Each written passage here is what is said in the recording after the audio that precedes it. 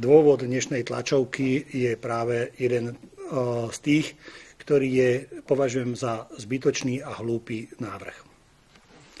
Úvodom mi dovoľte, aby som povedal, že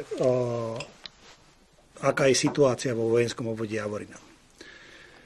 Ľudia sa domáhali po zmene komunizmu toho, aby dostali svoje pozemky naspäť.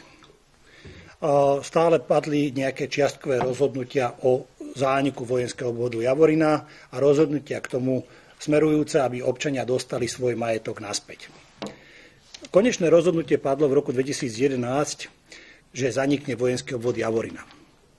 A vtedy po zániku ministerstvo obrany začalo predávať pozemky.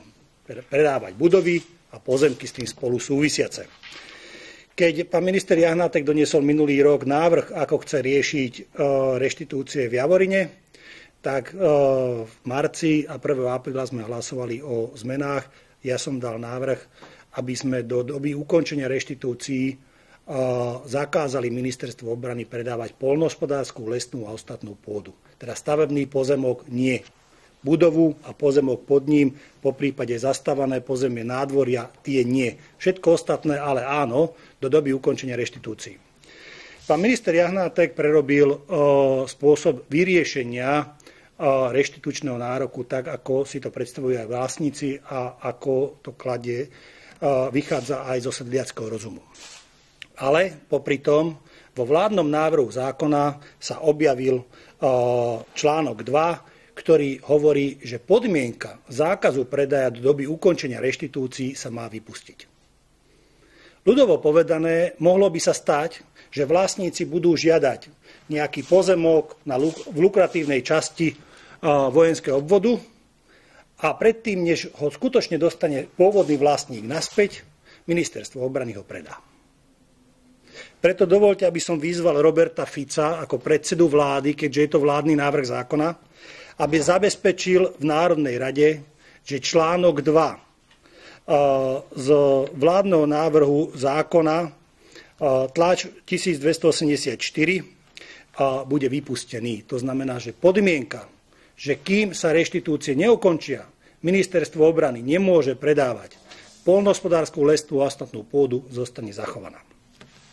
Rovnako musím povedať, že dojem, že vláda chce predávať pozemky a lukratívne pozemky vo vojenskom obvode potvrdzuje aj iný paragraf z toho istého zákona, a to je nový paragraf 29c, odsek 5, v ktorom sa píše: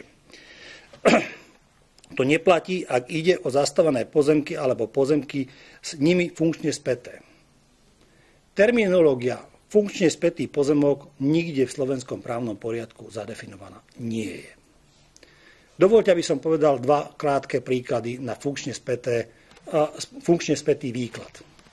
Vo vojenskom obvode Javorina je strelnica. Je tam rozhľadňa, kde stáli kedysi papaláši a kontrolovali, ako vojenská akcia prebieha. Podľa vás za funkčne späté pozemky sa môžu považovať pozemky, kde dovidíte? Podľa mňa, keď to pritiahneme kúsok za vlasy, tak áno. Alebo druhý prípad. Kúpite chatu alebo zastávaný pozemok, teda nejaký dom vo vojenskom priestore, lebo je tých chát tam veľa. A k tomu funkčne spätý pozemok je lesná cesta. Nikto po tej lesnej ceste, vlastníci sa potom nebudú môcť dostať, len keď zaplatia mýto tomu vlastníkovi. Funkčne spätý pozemok nie je nikdy definovaný.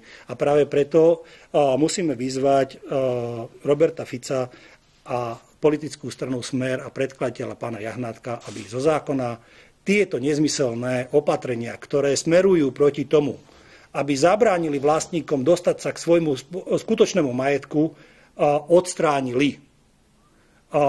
Je to v rozpore s ústavou Slovenskej republiky, v rozpore s právom vlastniť a v rozpore s ideou, že už nežijeme v komunizme a mali by sme tú pôdu vrátiť, keď to neslúži pre vojenské účely, mali by sme ho vrátiť vlastníkovi a nie predtým tie lukratívne zrniečká z neho prostredníctvom ministerstva obrany a vlády rozpredať. To je chrapunstvo.